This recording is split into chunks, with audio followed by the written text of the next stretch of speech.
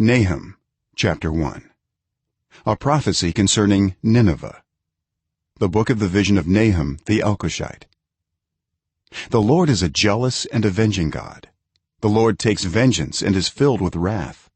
The Lord takes vengeance on his foes and vents his wrath against his enemies.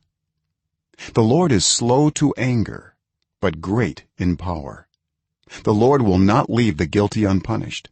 His way is in the whirlwind and the storm, and clouds are the dust of his feet. He rebukes the sea and dries it up. He makes all the rivers run dry.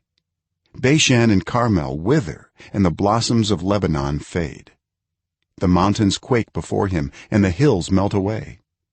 The earth trembles at his presence, the world and all who live in it. Who can withstand his indignation? Who can endure his fierce anger? His wrath is poured out like fire, the rocks are shattered before him. The Lord is good, a refuge in times of trouble. He cares for those who trust in him, but with an overwhelming flood he will make an end of Nineveh. He will pursue his foes into the realm of darkness. Whatever they plot against the Lord he will bring to an end. Trouble will not come a second time. They will be entangled among thorns and drunk from their wine. They will be consumed like dry stubble. From you, Nineveh, has one come forth who plots evil against the Lord and devises wicked plans. This is what the Lord says: although they have allies and are numerous, they will be destroyed and pass away. Although I have afflicted you, Judah, I will afflict you no more. Now I will break their yoke from your neck and tear your shackles away.